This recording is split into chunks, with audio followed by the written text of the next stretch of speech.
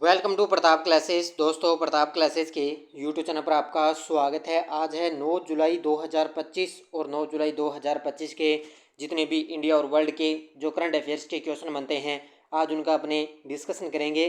पूरा वीडियो ध्यान से देखना और लास्ट में आपसे क्वेश्चन पूछूंगा जिनके जवाब आपको कमेंट बॉक्स में देना होगा।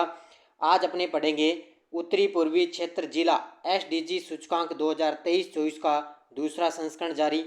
केरल में पहला स्किन बैंक मेडिकल कॉलेज अस्पताल स्थापित किया गया है और कोलंबिया और उज्बेकिस्तान ने NDB की सदस्यता ग्रहण की है। इनकी आज हम चर्चा करेंगे पूरे लेटेस्ट न्यूज़ के साथ में। डेली आपको सुबह ये करंट अफेयर्स की क्लास आपको मिलती है पूरे फैक्ट के साथ में। तो सभी साथी एक बार करेंगे सेशन को लाइक शेयर। सभी साथियों को गुड मॉर्निंग, प्यार भरा नमस्कार। सबसे पहले हम करेंगे कल के क्वेश्चनों को रिवाइज। देखिए हमने कल क्या पढ़ा। कल हमने पढ़ा कि प्रधानमंत्री मोदी ने 6 और 7 जुलाई 2025 को किस देश के शहर में आयोजित 17वें ब्रिक्स शिखर सम्मेलन में भाग लिया, तो ब्राजील में हुआ। प्रधानमंत्री मोदी 2 दिवसीय आधिकारिक यात्रा के दौरान की टू द सिटी शहर की चाबी का सम्मान किस देश की राजधानी में प्रदान किया गया, अर्जेंटीना में। वर्ल्ड बॉक्सिंग कप 2025 के अंदर भारत ने कुल कितने पदक जीते, 11 पदक जीते। भारत का पहला राज्य कौन सा बना जिसने सार्वजनिक वितरण प्रणाली में राशन वितरण के दौरान आधार आधारित फेस ऑथेंटिकेशन तकनीक शुरू की, तो ये की है हिमाचल प्रदेश ने। इसके अलावा राजस्थान सरकार ने पंडित दीनदयाल उपाध्याय गरीबी मुक्त गांव योजना की शुरुआत कब की, 4 जुलाई 2025 को। वर्ल्ड एनर्जी स्टेटिस्टिकल रिव्यू 2025 के अनुसार 2024 में भारत बायोफ्यूल का कौन सा सबसे बड़ा उपभोक्ता बना, चौथा सबसे बड़ा। वर्ल्ड बैंक की जुलाई 2025 की रिपोर्ट में भारत को 2025 के लिए कौन सा स्थान मिला, समानता में चौथा स्थान। और केंद्रीय वैज्ञानिक और प्रौद्योगिकी राज्य मंत्री डॉक्टर जितेंद्र सिंह ने 6 जुलाई 2025 को नई दिल्ली के किस संस्थान में राष्ट्रीय बायो बैंक का उद्घाटन किया, ये किया है CSIR IGBIB के अंदर। तो ये थे कल के क्वेश्चनों का रिवाइज हमने कर लिया है। ये अपनी वार्षिक करंट अफेयर्स 2025 की टेस्ट सीरीज है, मात्र 50 रुपये में। इसमें आपको डेली टेस्ट मिल जाता है, डेली PDF मिल जाती है, वीकली टेस्ट, मंथली टेस्ट और जून महीने की मंथली क्लास आपको मिल गई, मंथली टेस्ट आपको मिल गया और अच्छे तरीके से। और जो 4th ग्रेड की बुक आई है लगातार उसका रिवीजन आपको दिया जा रहा है। तो 2 क्लासें उसकी हो चुकी है, प्ले लिस्ट उसकी बना दी गई है। तो आप पूरी बुक है उसका रिवीजन पूरा आपको करवाया जाएगा और उसका अच्छे तरीके से आपको अध्ययन करना ही करना है। तो करते हैं स्टार्ट आज की क्लास 9 जुलाई 2025 की। जितने भी विद्यार्थी लाइव जुड़ चुके हैं एक बार कर दें सेशन को लाइक शेयर। पहला क्वेश्चन आपके सामने, उत्तर पूर्वी क्षेत्र जिला SDG सूचकांक 2023-24 का दूसरा संस्करण कहाँ जारी किया गया है। उत्तरी पूर्वी क्षेत्र जिला SDG सूचकांक 2023-24 का दूसरा संस्करण जारी हुआ है और ये कहाँ पर जारी किया गया, नई दिल्ली के अंदर। ये गजब का प्रश्न है और किस किस राज्य ने कौन कौन सा स्थान हासिल किया है वो अच्छे तरीके से पढ़ लेना। तो ये आई है SDG सूचकांक 2023-24 किस राज्य का है, जो उत्तरी पूर्वी क्षेत्र है ना भारत के अंदर, वहाँ की जो सूचकांक आई है। तो ये कहाँ पर जारी हुआ, नई दिल्ली में। अब देखो इसकी डिटेल पूरी। जारी करने वाला संगठन है नीति आयोग। आपको पता है ये SDG इंडेक्स वगैरह होती है, ये नीति आयोग जारी करता है और नीति आयोग के वर्तमान में अध्यक्ष कौन है, प्रधानमंत्री मोदी। साझेदार संगठन उत्तरी पूर्वी क्षेत्र विकास मंत्रालय और संयुक्त राष्ट्र विकास कार्यक्रम, ये दोनों इसके साथ में साझेदार संगठन है। स्थान नई दिल्ली। कवरेज उत्तर पूर्व भारत के 8 राज्य शामिल है और कुल शामिल जिले कितने हैं, 121 जिले शामिल हैं और 8 राज्य शामिल है उत्तरी पूर्वी भारत के। इसके अलावा इसका उद्देश्य क्या है, सतत विकास लक्ष्यों पर जिला स्तर पर प्रगति को मापना और निगरानी करना। यानी कि जो सतत विकास लक्ष्य, जो 17 लक्ष्य निर्धारित किए गए ना, आपको याद होंगे, उन पर जिला स्तर पर प्रगति को मापना और उनका निगरानी करना। अब देखो सबसे टॉप पर कौन है, मिजोरम, सिक्किम और त्रिपुरा के सभी जिलों ने फ्रंट रनर श्रेणी हासिल की है, यानी कि 65 से 99 अंक हासिल किए हैं। पहला पॉइंट तो ये, मिजोरम, सिक्किम और त्रिपुरा के सभी जिलों ने फ्रंट रनर श्रेणी हासिल की। और हनाथियाल ये मिजोरम के अंदर है, इसने सर्वश्रेष्ठ प्रदर्शन करने वाला जिला रहा है। इसका स्कोर है 81.43 से स्कोर है इसका 81.43। तो ये सर्वश्रेष्ठ प्रदर्शन करने वाला जिला है मिजोरम का हनाथियाल।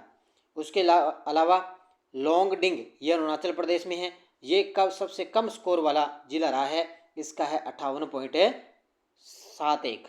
तो ये अच्छे तरीके से पढ़ लेना, क्योंकि क्वेश्चन एग्जाम के अंदर यहीं से बनेगा। मिजोरम, सिक्किम, त्रिपुरा के सभी जिले फ्रंट रनर श्रेणी में रहे और मिजोरम सर्वश्रेष्ठ प्रदर्शन करने वाला राज्य रहा और अरुणाचल प्रदेश है वो सबसे कम स्कोर वाला जिला रहा है। तो ये अच्छे तरीके से पूरी डिटेल बढ़िया तरीके से पढ़ लेना। नेक्स्ट देखो, केरल का पहला स्किन बैंक किस अस्पताल में स्थापित किया जा रहा है? केरल का पहला स्किन बैंक किस अस्पताल में स्थापित किया जा रहा है? तो ये किया जा रहा है तिरुवनंतपुरम सरकारी मेडिकल कॉलेज अस्पताल में। कहाँ पर है?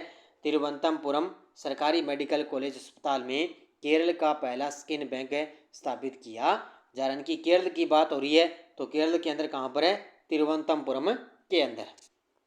देखो, स्थापना स्थान है तिरुवनंतपुरम सरकारी मेडिकल कॉलेज अस्पताल में पहला स्किन बैंक है यहाँ पे। राज्य केरल, तो केरल का पहला स्किन बैंक जहाँ राज्य में अपनी तरह की पहली सुविधा, यानी कि राज्य के अंदर पहली तरह अपनी सुविधा है यहाँ पे। इसका उद्घाटन होगा 15 जुलाई 2025 को आने वाली है। महत्वपूर्ण दिवस उद्घाटन विश्व प्लास्टिक सर्जरी दिवस पर किया जाएगा। अब देखो 15 जुलाई को विश्व प्लास्टिक सर्जरी दिवस बनाते हैं, उसी के अवसर पर इसका उद्घाटन होगा। और इस स्किन बैंक की जो स्थापना है उस पर टोटल 6.75 करोड़ रुपए की लागत आई है इस पर। तो केरल के अंदर पहला स्किन बैंक खुला है। नेक्स्ट देखो, कोलंबिया और उज्बेकिस्तान के शामिल होने के बाद एनडीबी में कुल कितने सदस्य देश हो चुके हैं? कोलंबिया और उज्बेकिस्तान के शामिल होने के बाद में एनडीबीबी में इसमें टोटल कितने हो गए, यानी कि न्यू डेवलपमेंट बैंक में सदस्यता ग्रहण की है। तो इसमें टोटल हो चुके हैं 11। पहले 9 थे, अब 10, कोलंबिया और उज्बेकिस्तान 11, ये 2 हो गए, तो टोटल अब हो चुके हैं 11। तो एनडीबी में कुल कितने सदस्य देश हो चुके हैं? 11 हो चुके हैं। देखो घटना, कोलंबिया और Uzbekistan new development bank NDB की सदस्यता ग्रहण कर ली है। बस इतना ही पॉइंट याद रखना है, कोलंबिया और उज्बेकिस्तान है वो न्यू डेवलपमेंट बैंक की सदस्यता ग्रहण कर ली। यह सदस्यता ग्रहण 17वें ब्रिक्स शिखर सम्मेलन से ठीक पहले हुआ था। तो 17वां ब्रिक्स शिखर सम्मेलन हुआ था ना, कहाँ पर है? ब्राज़ील के अंदर। एक याद रखना, जो आगामी जो 18वां 2026 के अंदर नगा ब्रिक्स वो अपना भारत मेजबानी करेगा, वो ध्यान रखना अच्छे तरीके से, बार बार बता रहा हूँ मैं ये चीज़ें। एनडीबी के कुल सदस्य देशों की संख्या अब टोटल कितनी हो चुकी है? 11 हो चुकी है। और एनडीबी की स्थापना ब्रिक्स देशों के द्वारा की गई है। ब्रिक्स देशों में ब्राज़ील है, रूस है, भारत है, चीन है और दक्षिण अफ्रीका है। तो अब की बार ब्राज़ील ने मेजबानी की 17वें में और 18वें में करेगा अपना देश भारत। और वर्तमान में एनडीबी के वर्तमान में अध्यक्ष कौन है? Dilma Rousseff. याद रखना अच्छे तरीके से, कौन है? दिल्मा रूसेफ, ये वर्तमान में एनडीबी के अध्यक्ष हैं। अगला देखो, त्रिनिदाद एंड टोबैगो में यूपीए सेवा शुरू होने के बाद में यह देश यूपीए सेवा का उपयोग करने वाला दुनिया का कौन सा नंबर देश बन चुका है? यूपीए सेवा, तो आपको पता है अभी मोदी जी ताज़ा घाना के बाद में त्रिनिदाद और टोबैगो की यात्रा पर है, तो वहाँ पे क्या है, अब यूपीए सेवा शुरू हो चुकी है। तो ऐसा यूपीए सेवा शुरू करने वाला ये कौन सा देश बन चुका है? 8वां देश बन चुका है। कौन सा देश बन गया? 8वां देश से बन चुके हैं। भारत के लिए ये यूपीए सेवा इसने शुरू की है और ऐसा करने वाला 8वां देश बन गया है। देखो, देश है त्रिनिदाद और टोबैगो। विशेषता, यह दुनिया का 8वां देश और कैरिबियाई क्षेत्र का पहला ऐसा देश बन गया जहां भारतीय यात्रियों के लिए यूपीए सेवा शुरू कर दी है। यानी कि दुनिया का तो 8वां देश बन गया और कैरिबियाई क्षेत्र का ये पहला ऐसा देश बन गया जिसने यूपीए सेवाएं शुरू की है। भारतीय पर्यटक और यात्रियों के लिए ये सेवाएं शुरू की गई। यह सेवा की सुविधा, भारतीय पर्यटक अपने मोबाइल पर यूपीए ऐप्स का उपयोग करके सीधे भारतीय रुपये में भुगतान कर सकेंगे। जैसे अपने फ़ोन पे, गूगल पे वगैरह चलाते ना, उसी प्रकार के अपने जैसे त्रिनिदाद और टोबैगो की यात्रा पर रहते ना, तो वहीं पर भी इसी प्रकार अपने ट्रांसफ़र कर सकते हैं। तो यूपीए सेवा वहाँ पर भी शुरू हो चुकी है। नेक्स्ट देखो, ह्यूस्टन टेक्सास के एनआरजी स्टेडियम में खेले गए फाइनल में मैक्सिको ने किस टीम को हराकर अपनी 10वीं कॉनकेफ गोल्ड कप ट्रॉफी जीती है? तो ये जीत ली है संयुक्त राज्य अमेरिका ने। किसने जीती है? संयुक्त राज्य अमेरिका ने। अब देखो, ह्यूस्टन टेक्सास के एनआरजी स्टेडियम में खेले गए फाइनल में मैक्सिको ने किस टीम को हराया? अच्छा, मैक्सिको ने जीती है, किसको हराकर है? संयुक्त राज्य अमेरिका को हराकर 10वीं कॉनकेफ गोल्ड गोल्ड कप ट्रॉफी इन्होंने जीत ली है। कौन सी बार जीती है? 10वीं बार है मैक्सिको ने जीती है। किसको हराकर है? संयुक्त राज्य अमेरिका को हराकर। देखो डिटेल। स्थान फाइनल मुकाबला ह्यूस्टन टेक्सास के एनआरजी स्टेडियम में खेला गया था। विजेता टीम रही है मैक्सिको और पराजित टीम रही है संयुक्त राज्य अमेरिका। स्कोर मैक्सिको ने यूएसए को 2-1 से हराया। कितने? मैक्सिको ने यूएसए को 2-1 से हराया। और मैक्सिको की उपलब्धि है कि इसने 10वीं बार ये गोल्ड कप ट्रॉफी जीत ली है और साथ ही मैक्सिको ने लगातार दूसरी बार ये खिताब जीत लिया है। या क्या क्या चीज़ें रखनी है? विजेता कौन रहा? मैक्सिको। फाइनल में किसको हराया? संयुक्त राज्य अमेरिका को। और मैक्सिको ने 10वीं बार ये गोल्ड कप ट्रॉफी जीत ली और लगातार दूसरी बार ये इसने खिताब जीता है। बस जो चीज़ें हैं मुख्य मुख्य उसको अच्छे तरीके से पढ़ लेना। किस प्रसिद्ध पुरातत्वविद और तमिल शिलालेख विशेषज्ञ उनके क्षेत्र में 51वें वर्ष में प्रवेश करने के उपलक्ष्य में तमिल विक्की स्वर्ण पुरस्कार से सम्मानित किया गया है? यानी कि ऐसे कौन से प्रसिद्ध पुरातत्वविद और तमिल शिलालेख विशेषज्ञ है जिनको उनके क्षेत्र में 51वें वर्ष में प्रवेश करने के उपलक्ष्य में तमिल विक्की स्वर्ण पुरस्कार से सम्मानित किया गया है? तो ऐसे कौन से शख्स हैं? वो है वी वेदाचलम। कौन है? वी वेदाचलम। तो उत्तर हो जाएगा इसका option number C, we Vedachalam. ये पुरातात्विक और है, तमिल शिलालेख विशेषज्ञ हैं, तो इनको ये पुरस्कार मिला है। पुरस्कार प्राप्त करता है वी वेदाचलम, प्रसिद्ध पुरातात्विक और तमिल शिलालेख विशेषज्ञ हैं। सम्मान का अवसर उनके कार्य के 51वें वर्ष के प्रवेश के उपलक्ष्य में उनको ये सम्मान दिया गया है। प्रमुख योगदान तमिलनाडु के इतिहास, शिलालेख और पुरातत्व के क्षेत्र में लंबे और समर्पित योगदान रहा इनका। पुरस्कार का नाम है तमिल विक्की स्वर्ण पुरस्कार। कौन सा है? तमिल विक्की स्वर्ण पुरस्कार। और ये कहाँ पर दिया गया? पुरस्कार का स्थान मदुरई तमिलनाडु के अंदर इनको दिया गया। आजकल देखो इस प्रकार के हमें लगता नहीं है भी ये प्रश्न आएगा, लेकिन ऐसा लगता है ना मैं इसे क्या ऐसे प्रश्न आएंगे, लेकिन तमिल विक्की स्वर्ण पुरस्कार है वो वी वेदाचलम को दिया गया है। हाल ही में चर्चा में रही कॉन्फिडेंस ऑफ ए स्प्रेस एडिटिक्स पुस्तक किसने लिखी है? तो ये चर्चा में रही है पुस्तक, तो कॉन्फिडेंस ऑफ शेक्सपियर एडिक्ट्स ये पुस्तक लिखी है वी.एस. रवि ने। किसने लिखी है? वी.एस. रवि ने। इसका उत्तर हो जाएगा, इसके लेखक कौन है? Option number B, VS. Ravi. देखो मुख्य तथ्य, इस पुस्तक के लेखक कौन है? सेवानिवृत्त आईपीएस अधिकारी हैं वी.एस. रवि। इस पुस्तक का नाम confidence of A Shakespeare addict. ये पुस्तक का नाम अच्छे तरीके से पढ़ लेना और इसका लेखक आपको याद रखना वी.एस. रवि, सेवानिवृत्त आईपीएस अधिकारी। विमोचन तिथि 7 जुलाई 2025। कहाँ पर किया गया विमोचन इसका? हैदराबाद में। इस पुस्तक का विषय विलियम शेक्सपियर के प्रति लेखक के आजीवन प्रेम और लगाव को दर्शाती है और शेक्सपियर के साहित्य नाटकों और उनकी प्रेरणा पर आधारित है। तो ये शेक्सपियर के साहित्य नाटक उनकी प्रेरणा पर आधारित और इसका जो विलियम शेक्सपियर के प्रति लेखक है उस पर ये आधारित है। इस पुस्तक का नाम और इसका लेखक आपको अच्छे तरीके से पढ़ना ही पढ़ना है।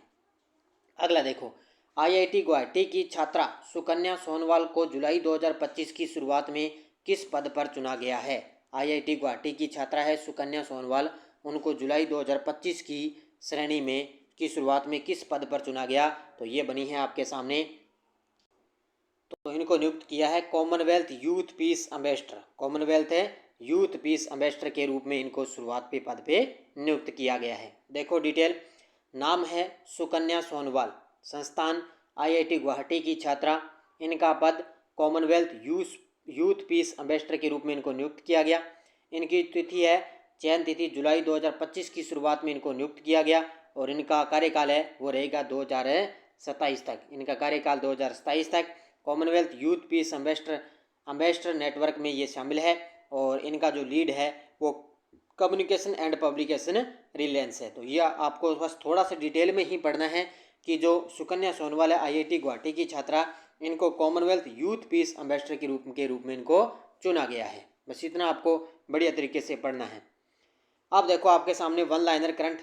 Deepika Padukone Hollywood walk of fame star से सम्मानित होने वाली पहली भारतीय अभिनेत्री बन चुकी है। पॉइंट अच्छे तरीके से पढ़ लेना। Deepika Padukone Hollywood walk of fame star से सम्मानित होने वाली पहली भारतीय अभिनेत्री बन चुकी है। दूसरा है, इंडिगो एयरलाइंस ने 3 जुलाई 2025 को पूर्व नीति आयोग सीईओ अमिताभ कांत को अपने निदेशक मंडल में गैर कार्यकारी निदेशक के रूप में नियुक्त किया है।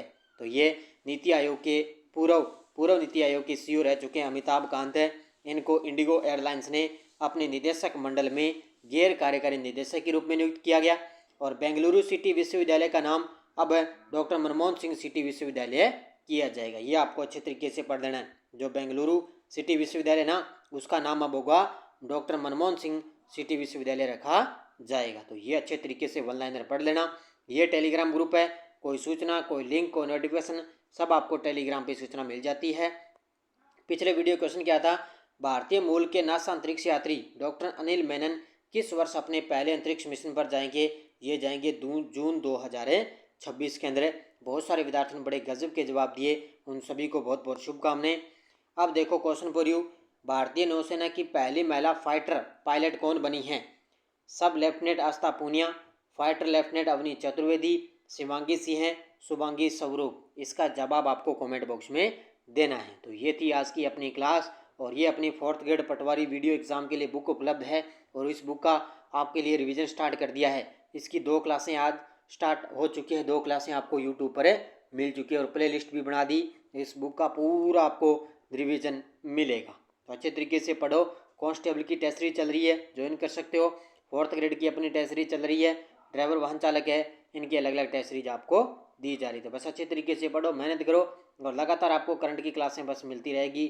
थोड़ा सा किसी कार्य की वजह से मैं लेट हो जाता हूँ, लेकिन क्लासें आपको कंटिन्यू मिलती रहेगी, चाहे सुबह है चाहे आप शाम को मिलेगी।